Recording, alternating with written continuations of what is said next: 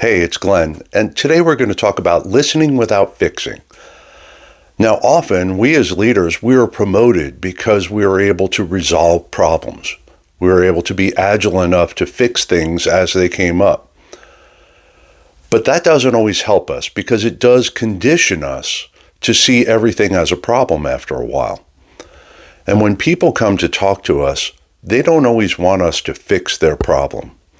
Sometimes they just need to vocalize the issue out loud so that they can think it through. Some people have to think like that. They talk it through, and that's how they resolve their issues. And sometimes they come to us just because they need to vent. They just need to let that energy out so that they can think more clearly. Now, I used to tell people when they came to me that if they didn't want me to fix it, they had to tell me that they were venting, but that didn't always work. So I had to treat every conversation as an opportunity for me to really listen. Now, what that means is, first of all, I have to put all of my distractions aside, my phone, the email I'm about to send, whatever it is. All of that needs to be put aside, and my attention needs to be fixed firmly on the person in front of me. The next thing I have to do is listen to understand, not listen to fix or listen to respond, but listen to understand.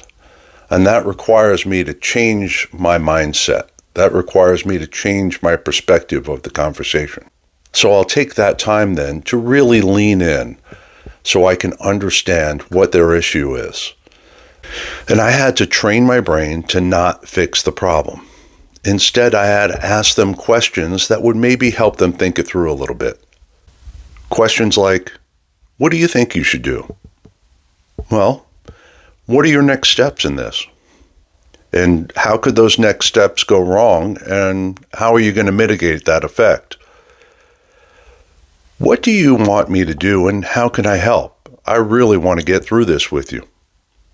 That first question usually helps them reframe the issue in their mind and start working away from the frustration or the hurt or the pain or the misunderstanding and towards a solution.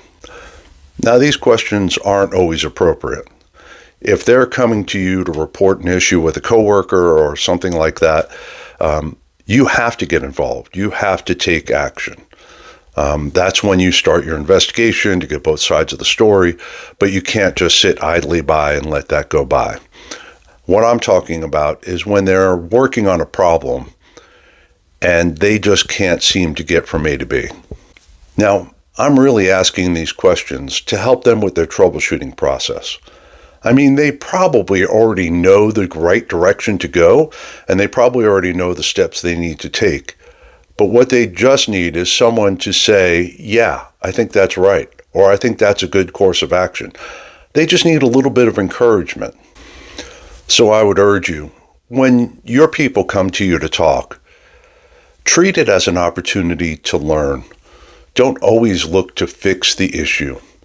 Instead, look to listen and understand, and then take it from there. And if you can help them think it through, help them think it through. If it's something that you can fix, go ahead and fix it.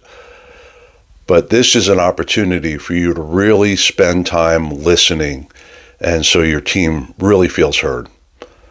So, I hope this was helpful today. I hope you have a wonderful rest of your day, and thank you so much for being here.